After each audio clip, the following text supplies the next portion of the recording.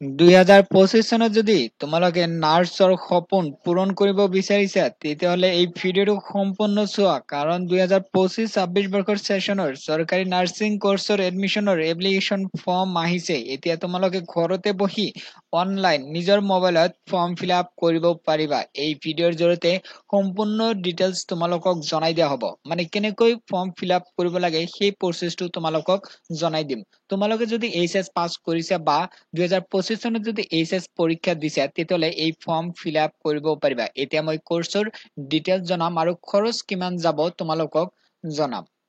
এইটো হল এইমছৰ BSc nursing course হয় এমএসসি নাৰ্ছিংৰ আহিছে মই এতিয়া বিএসসি নাৰ্ছিং কোৰ্ছৰ বিষয়ে জনাম এইমছ ক'ত আছে অসমৰ ভিতৰত গুৱাহাটীত আছে তাতে 60 সিট আছে পুনৰ জনাই দিব বিচাৰিছো গুৱাহাটীত কিমান আছে 60 সিট আছে বিএসসি নাৰ্ছিং কোৰ্ছৰ আৰু তোমালোকৰ এই যেটো এডমিশন প্ৰসেস হ'ব হেতু হল প্ৰথম এন্ট্ৰেন্স পৰীক্ষা হ'ব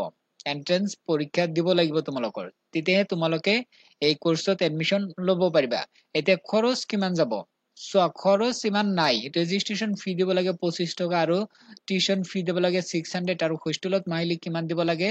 মেসাৰ্সটো দিব লাগে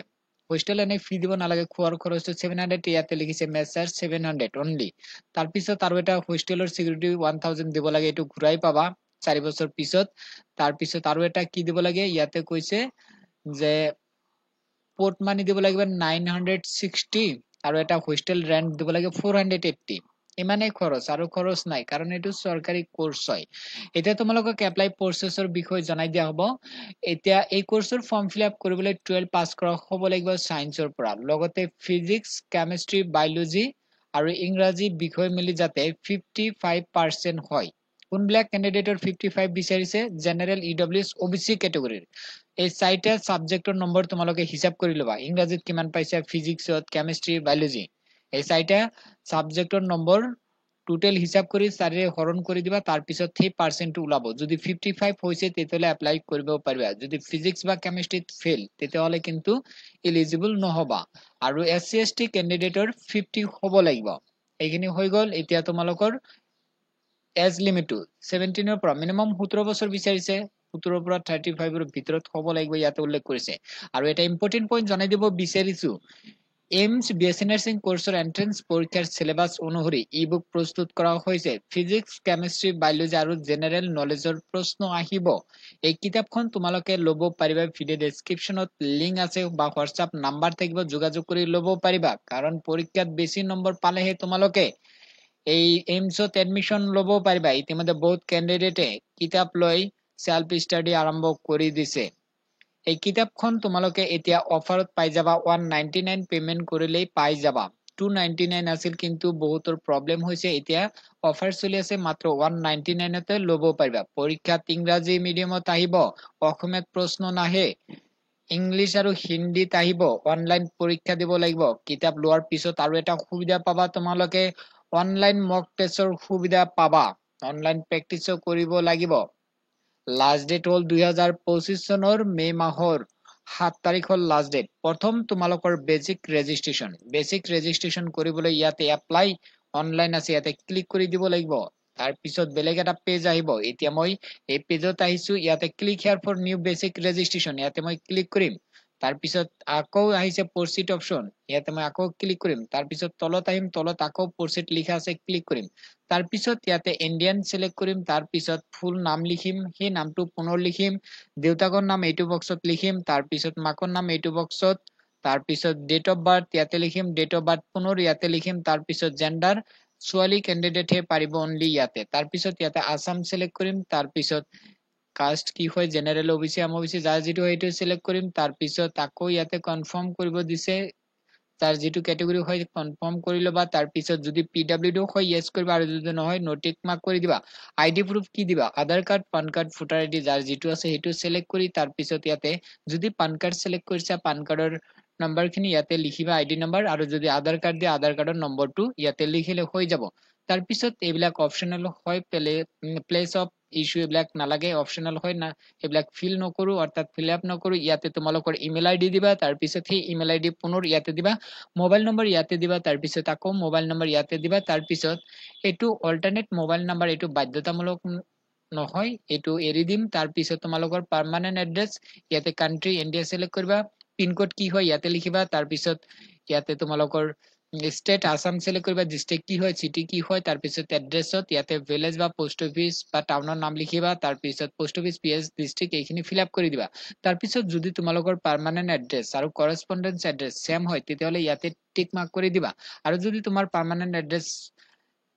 বেলেগ আছে আৰু যদি তুমি বেলেগ ঠাইত বৰ্তমান আছা তেতিয়াহলে সেই বৰ্তমানৰ এড্ৰেছটো ইয়াতে দি দিবা আৰু যদি সেম আছে তেতিয়াহলে টিক মাৰ্ক কৰি দিলেই হ'ল তাৰ পিছত ইয়াতে এটা বক্স পাবা এই বক্সত টিক মাৰ্ক কৰি দিবা তাৰ পিছত তলত এটা অপচন পাবা এই অপচনটো মই এতিয়া দেখাম ইয়াতে আছে চাই লোৱা generate registration ID and password ইয়াতে ক্লিক কৰিলে তোমালোকে আইডি পাই যাবা এটো মোবাইলত যাব তাৰ পিছত লগইন কৰিব লাগিব লগইন কৰি তাৰ পিছত বাকি কি প্ৰসেস আছে এতিয়া মই জনাম ইয়াতে চোৱা আপলোড ফটো ফটো আপলোড কৰিব লাগিব সিগনেচাৰ আৰু থাম বাও হাতৰ বুঢ়া আঙুলিৰ থাম লগাব লাগিব ফটোৰ ব্যাকগ্ৰাউন্ড হোৱাইট হ'ব লাগিব কেনেকৈ ফটো আপলোড কৰিব লাগে মই জনাই দিম তোমালোকক ফটো অলৰেডি মই জনাইছিলো তোমালোকে যদি চোৱা নাই চাই লবা এতিয়া মই তোমালোকক থাম যেটো আছে হেতু প্ৰসেস মই দেখাম যে থাম সিগনেচাৰ বা কেনেকৈ কৰিব লাগে এটো বহুত ইম্পৰ্টেন্ট এই কাৰণে তোমালোকৰ মানে ৰিজেক্ট হয় যিসকলে ফটো ভালকৈ আপলোড নকৰে ইয়াতে আছে সেইখিনি মই এতিয়া তোমালোকক দেখাম চোৱা ইয়াতে ফটোৰ কি কৈছে ফটো কেনেকৈ দিব লাগিব এটো ইম্পৰ্টেন্ট হয় ফটো এনেকৈ লব লাগিব A4 সাইজ পেপাৰ লবা প্ৰথমতে A4 সাইজ পেপাৰ লৈ কি কৰিবা এই A4 সাইজ চাৰিফালে আঁচ টানি দিবা কাট পেন্সিল দি তাৰ পিছত এই যেটো বক্স দিবা তোমালোকে সেই বক্সৰ ভিতৰত আৰু এটা বক্স দিব লাগিব সেই বক্সৰ সাইজ স্কেল দি মাপিবা যোগ কৰি লবা যে 3.5 সেন্টিমিটাৰ তাৰ পিছত 4.5 সেন্টিমিটাৰ এইটো জুখত মানে এই বক্সটো বনাই লবা তাৰ পিছত কি হ'ব যেটো মই বক্স বনাইছো বা বনাম এই 3.5 সেন্টিমিটাৰ ইনটু 4.5 সেন্টিমিটাৰ এই বক্সটো ইয়াতে চোৱা এনেকৈ আছে 3.5 আৰু এনেকৈ আছে তোমাৰ 4.5 তাৰ পিছত সেই বক্সৰ ভিতৰত ফটো ইয়াতে পেস্ট কৰিম লগাম ফটোৰ সাইজ 50 কেবিৰ পৰা 100 কেবিৰ ভিতৰত হ'ব লাগিব তাৰ পিছত কি কৰিম স্ক্যান কৰি তাৰ পিছত আমাৰ কোনখিনি লাগিব এই ফটো মাজৰ যেটো বক্স আছে এই বক্সৰ ভিতৰত মই যেটো ফটো পেস্ট কৰিছো বা লগাইছো হেতু কি কৰিম ক্ৰপ কৰিম গোটেইখিনি দিব নালাগে ফটোৰখিনি দিব লাগিব এনেকুৱা হ'ব লাগিব তাৰ পিছত আপলোড কৰিম তাৰ পিছত কি কৈছে সিগনেচাৰ সেমে হ'ব এনেকৈ পেপাৰ লবা পেপাৰ লৈ চাৰিফালে আঁচ টানি দিবা কাট পেন্সিল তাৰ পিছত আকৌ এটা মাজদি বক্স দিবা দিয়াৰ পিছত মাজত সাইন কৰি লবা সাইন কৰি তাৰ পিছত সাইন মানে ফুল নাম লিখিব লাগিব তাৰ পিছত তোমাৰ যেটো মাজৰ বক্সটো 3 সেন্টিমিটাৰ ইনটু 6 সেন্টিমিটাৰ হ'ব লাগিব তাৰ পিছত তোমালোকে স্ক্যান কৰি তাৰ পিছত ক্ৰপ কৰি লবা যেটো মাজৰ বক্স থাকিব এই বক্সৰ ভিতৰত এইখিনি মানে ক্ৰপ কৰি আপলোড কৰিব লাগিব তেতিয়া তোমালোকৰ এপ্লিকেশন হ'ব তাৰ পিছত থাম ইমপ্ৰেশন সেম হয় এনেকুৱা বক্সৰ সাইজ 4 সেন্টিমিটাৰ ইনটু 3 সেন্টিমিটাৰ এনেকৈ দি লবা তাৰ পিছত বুঢ়া আঙুলি বাও হাতৰ এটো দি এনেকৈ থাম দিবা তাৰ পিছত স্ক্যান কৰি তাৰ পিছত এনেকৈ ক্ৰপ কৰি লবা এইখিনি লোৱাৰ পিছত এটো আপলোড কৰি দিবা হৈ যাব এই বেসিক ৰেজিষ্ট্ৰেচনৰ সময়ত কোনো ধৰণৰ ফিস নালাগে যেতিয়া বেসিক ৰেজিষ্ট্ৰেচন সম্পূৰ্ণ হ'ব তাৰ পিছত কেইদিনমান পিছত আকৌ তোমালোকৰ নেক্সট কাম হল 2-3 দিন বা 4-5 দিন পিছত আকৌ তোমালোকে কি কৰিবা লগইন কৰিবা লগইন কৰি তাতে চাবা একসেপ্ট হৈছে নে ৰিজেক্ট হৈছে যদি কিবা কাৰণত ৰিজেক্ট হয় তাতে লিখা বা কিয় হৈছে ফটো থাম বা সিগনেচাৰ লৈ ৰিজেক্ট হৈ থাকে এটো বেসিক ইস্যু হয় তোমালোকে এটো চাই লবা যদি একসেপ্ট হৈছে তাৰ পিছত ফাইনাল ৰেজিষ্ট্ৰেচন কৰি লবা কৰিব পাৰিবা এটা কাম কৰা ভিডিও ডেসক্ৰিপচন বক্সত লিংক দিছো লিংকত ক্লিক কৰি তোমালোকে ফৰ্ম ফিল আপ কৰা বা যি সকলে কিতাপখন ক্ৰয় কৰিব বিচাৰিছে এতিয়া লব পাৰিবা হোৱাটসএপৰ নম্বৰ বা হোৱাটসএপ লিংক দিয়া থাকিব তোমালোকে ভিডিও ডেসক্ৰিপচনত পাই যাবা